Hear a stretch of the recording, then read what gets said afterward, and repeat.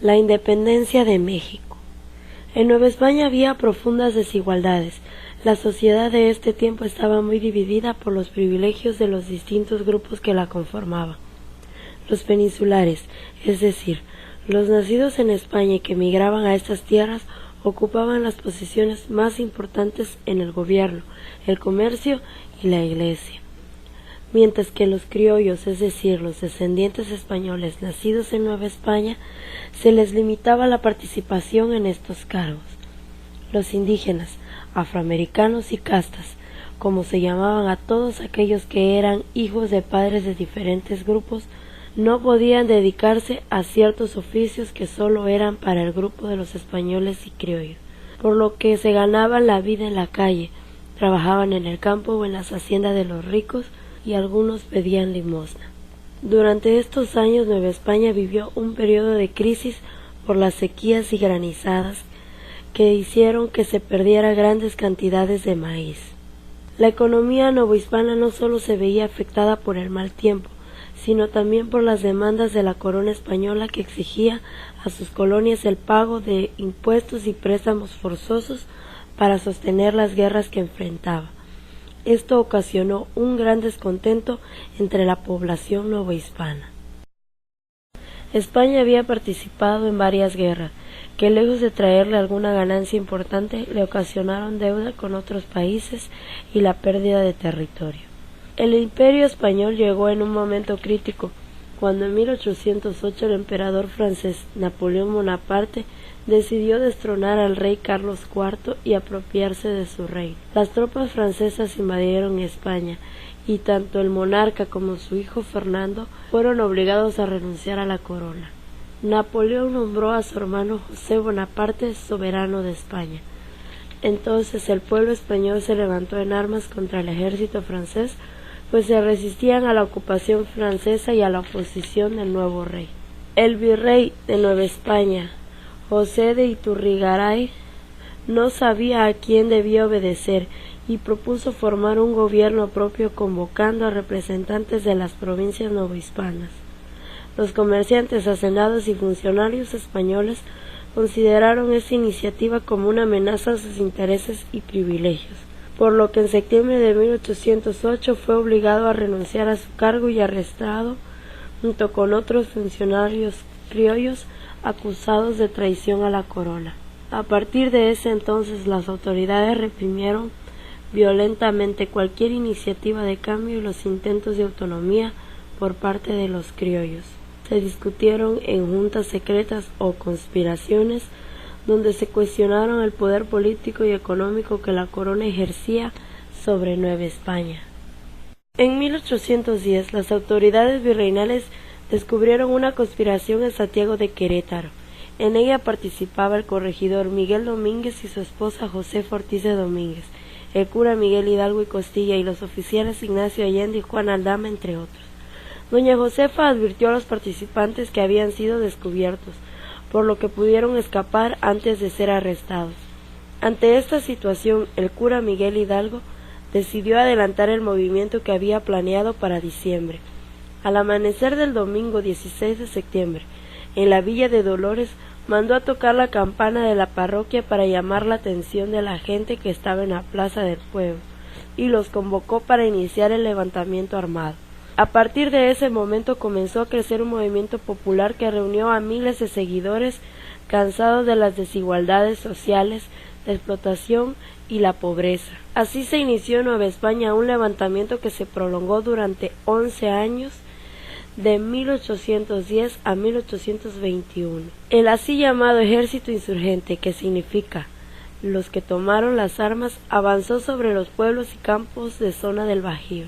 El movimiento fue extendiéndose hacia ciudades como Celaya y Guanajuato. En esta última, los peninsulares se refugiaron en la Alhóndiga de Granaditas. Miguel Hidalgo envió a José Mariano Jiménez como emisario, y éste pidió ayuda a Allende, pero él se negó, por lo que Hidalgo decidió enviarlo en misión especial para intimidar a Juan Antonio Riaño y solicitar la rendición de Guanajuato sin violencia. Riaño envió cartas al virrey Venegas, a la Real Audiencia y a Félix María Calleja pero no llegó. Después de que el Pípila incendió la puerta principal de la Alhóndiga, Hidalgo y los insurgentes la tomaron, siendo uno de los primeros en morir Juan Antonio Riaño. Después de tomar Valladolid, se dirigieron hacia la Ciudad de México. Sin embargo, Miguel Hidalgo, que era el principal líder del movimiento, decidió no entrar a la capital. Entonces el movimiento avanzó de nuevo hacia la zona del Bajío. Mientras esto ocurría, otros líderes locales organizaron sus propios ejércitos, y ciudades como Guadalajara, San Luis Potosí y Zacatecas fueron tomadas por los insurgentes. El líder en Michoacán y Guerrero era el cura José María Morelos y Pavón. En 1811, Hidalgo, Allende, Aldama y Mariano Jiménez fueron aprehendidos y fusilados en Chihuahua. Los niños desde pequeños rompían fuego frente al ejército realista, como la historia de Narciso Mendoza, el niño artillero, quien con tan solo 12 años prendió la mecha del cañón y lo disparó en contra del ejército enemigo. A la muerte de Hidalgo, el movimiento ya se había extendido a muchos lugares de Nueva España y continuó con otros dirigentes como José María Morelos y Pavón, Ignacio Rayón y Mariano Matamoros. Mientras tanto, en España, las Cortes reconocían la Constitución de Cádiz de 1812. En 1813, Morelos se dio a la tarea de organizar un congreso para establecer un nuevo orden de gobierno. Se llamaba el Congreso de Anáhuac y fue realizado en Chilpancingo, estado de Guerrero. En este congreso hizo público un escrito, Sentimientos de la Nación, en el que expresaba su pensamiento político-social ante la necesidad de mejorar las condiciones de la vida del pueblo. Las discusiones de este congreso se extendieron por más de un año, mientras la guerra entre insurgentes y realistas continuaba. El Congreso fue el encargado de elaborar el decreto constitucional para la libertad de la América Mexicana, conocido como la Constitución de Apatzingán. En 1814, tras el debilitamiento del Imperio Napoleónico, Fernando VII recuperó el trono español, desconoció la Constitución de Cádiz y volvió a instaurar el absolutismo. Encabezados por María Calleja, los realistas ocuparon Chilpancingo y Oaxaca. El 5 de noviembre de 1815, Morelos fue capturado, sometido a juicio y fusilado en Ecatepec, Estado de México. Tras su muerte, Nicolás Bravo se encargó de dirigir las tropas, pero el movimiento ya se había fragmentado en pequeños levantamientos regionales. Vicente Guerrero y Pedro Asensio continuaron oponiéndose a los ataques realistas en las montañas del sur de Nueva España. En 1817, Francisco Javier Mina, un joven militar español, llegó a la Nueva España para luchar contra los realistas, pero no encontró apoyo, por lo que fue fusilado. En ese momento, el encargado de combatir al ejército de Guerrero era un reconocido oficial criollo del ejército virreinal, Agustín de Iturbide, quien tenía el apoyo de los militares y un importante sector eclesiástico y económico. Durante los primeros meses de 1820, Iturbide instaló un cuartel cerca de Iguala, en el estado de Guerrero.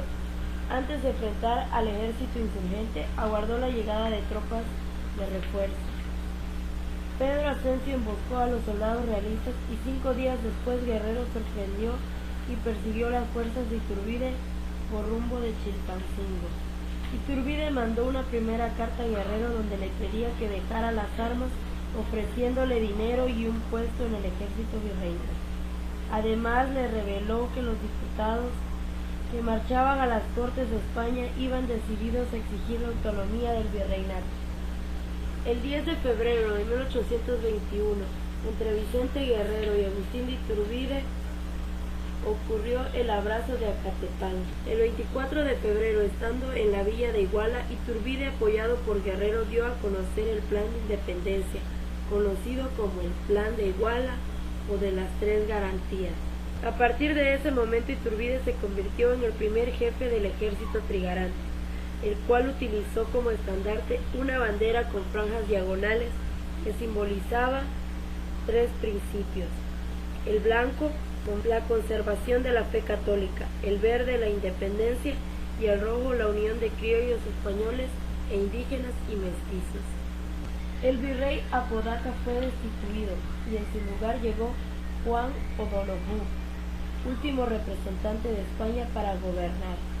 Junto con Iturbide, firmaron los tratados de Córdoba, que reconocían la independencia de Nueva España.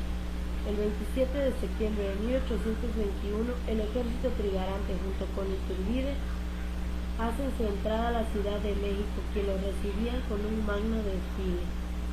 Con la negativa de España para aceptar la independencia de México, Iturbide fue nombrado emperador, pues era sin duda un personaje con gran popularidad.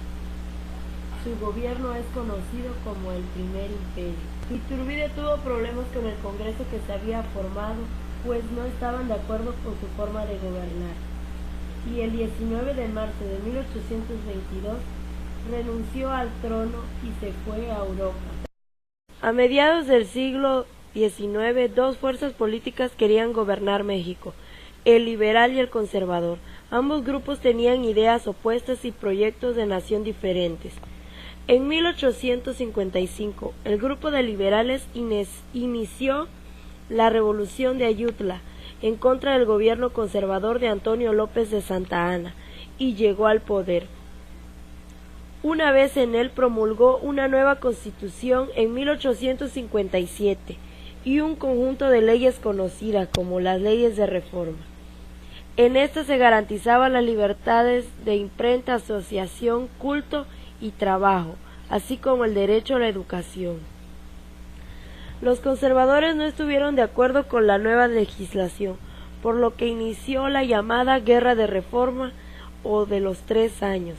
El principal motivo de este conflicto fue el rechazo de la Constitución por el Partido Conservador, la Iglesia Católica y gran parte del ejército. La guerra culminó con la victoria de los liberales, la entrada triunfal de Benito Juárez, quien siendo presidente de la Suprema Corte de Justicia de la Nación, había asumido la presidencia de México tras la renuncia de Ignacio Comonfort y el establecimiento de su nuevo gobierno en la Ciudad de México en 1861. Pese a ello, la situación económica de México empeoró después de la Guerra de Reforma. El país vivió del dinero que le proporcionaban prestamistas particulares, los cuales cobraban intereses muy altos que absorbían la mayoría de sus ingresos. Juárez decidió suspender los pagos de la deuda con Inglaterra, Francia y España, con la promesa de reanudarlos en cuanto fuera posible. En respuesta, estos países bloquearon los puertos del Golfo de México para afectar el intercambio comercial y obligar a nuestro país a liquidar nuestra deuda. Juárez negoció con los dirigentes extranjeros que habían ocupado el puerto de Veracruz y logró que los ingleses y españoles retiraran sus flotas. Sin embargo, Francia no aceptó e hizo desembarcar sus tropas que se dirigieron a la capital de la República. En Puebla, el ejército liberal, encabezado por el general Ignacio Zaragoza, logró una importante victoria el 5 de mayo de 1862. Sin embargo, Napoleón III, emperador de Francia, envió 30,000 soldados para apoyar el avance invasor, gracias a lo cual los franceses lograron tomar Puebla y un mes después llegaron a la Ciudad de México. Al ocupar los franceses la Ciudad de México, convocaron a una asamblea formada por los principales conservadores, quienes proclamaron la creación del Imperio Mexicano y ofrecieron el trono al príncipe austriaco Maximiliano de Habsburgo. Después de 2 años de haberse iniciado la guerra contra la intervención francesa, Maximiliano y su esposa Carlota Amalia, princesa de Bélgica, llegaron a México para ocuparse del gobierno monárquico y proclamaron la creación del Segundo Imperio Mexicano.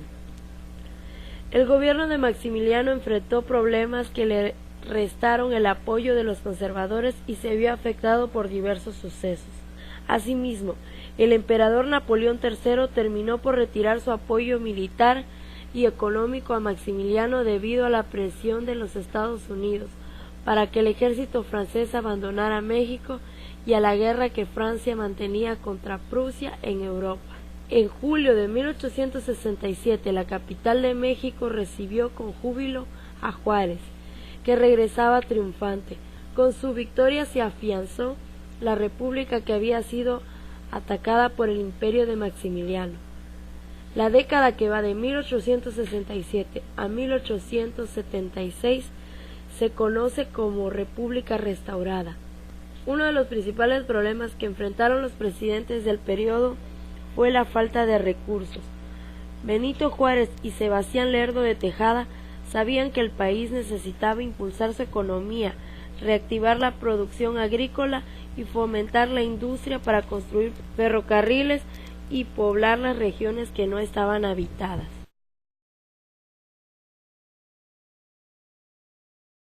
Por ello dieron prioridad a la reorganización de la hacienda pública, para conseguir los recursos necesarios para mejorar la situación del país. Una de las medidas que tomaron para ahorrar recursos fue la disminución del ejército.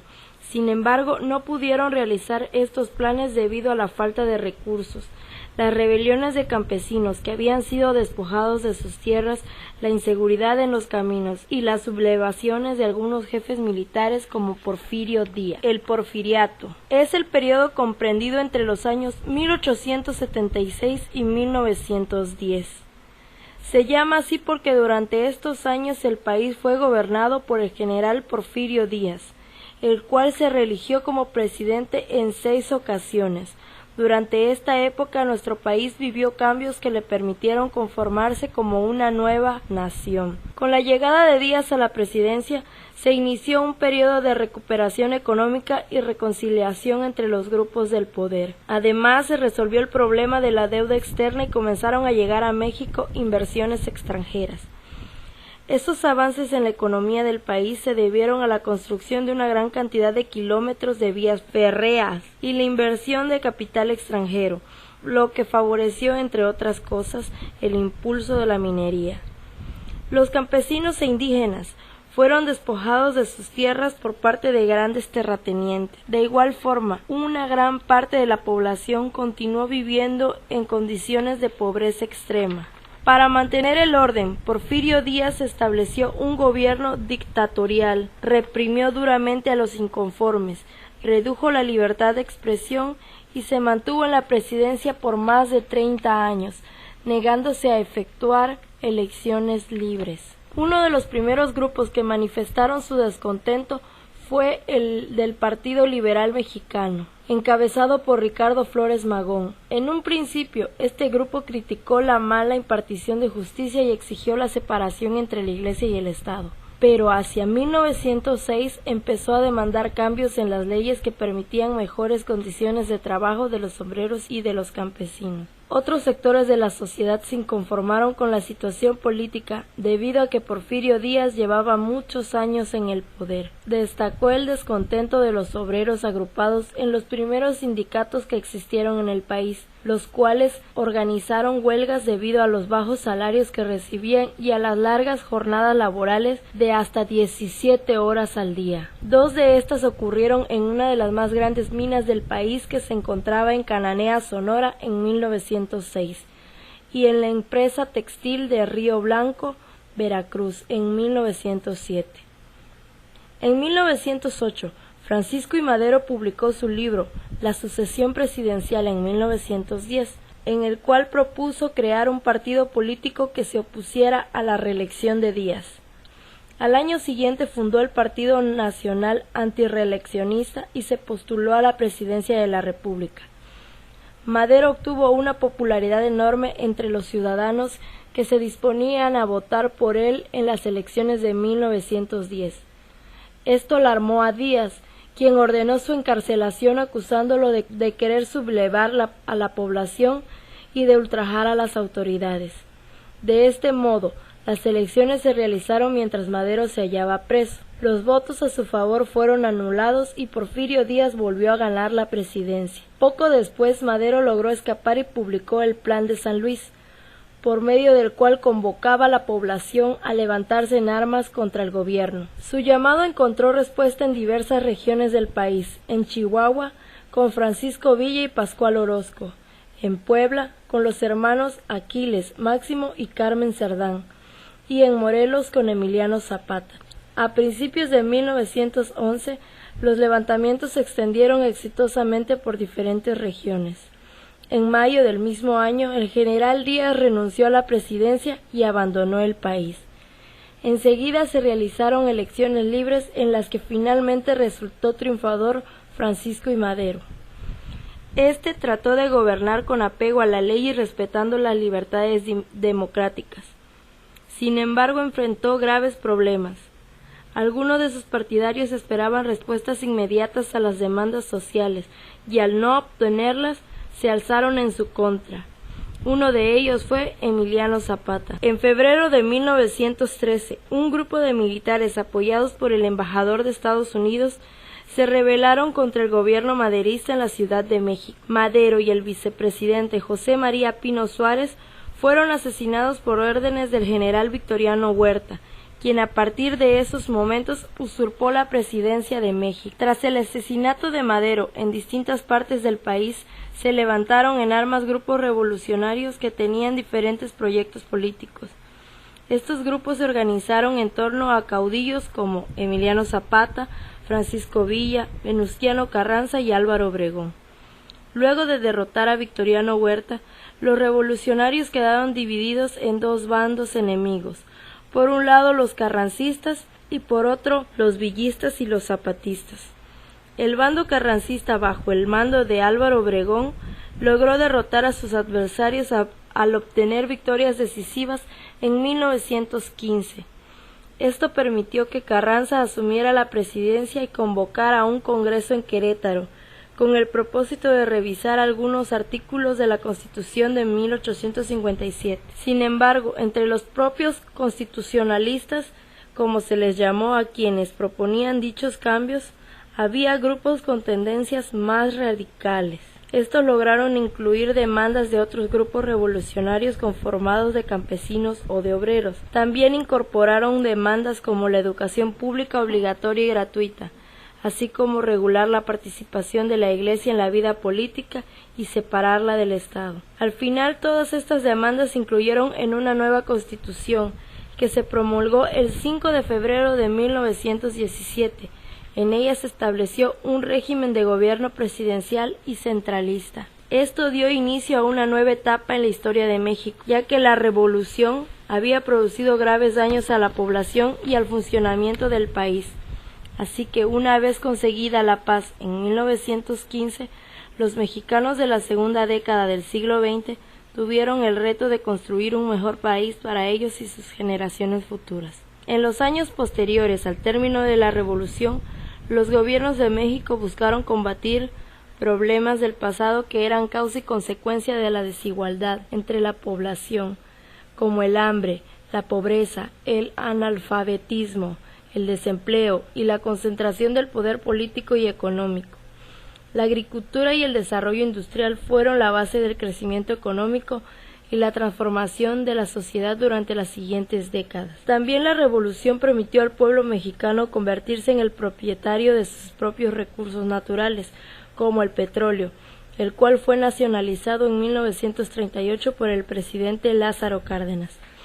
En las décadas posteriores aumentó considerablemente el número de mexicanos que recibió educación básica y universitaria, por lo que se elevaron sus oportunidades de desarrollo personal. Los servicios de salud y seguridad se extendieron y permitieron aumentar los años de vida y el tamaño de la población. Las ciudades crecieron y transformaron el paisaje y la cultura nacional. Con estos cambios hacia 1950, México se convirtió en un mejor país del que había sido a principios del siglo, pero aún tenía desigualdades y retos que enfrentar.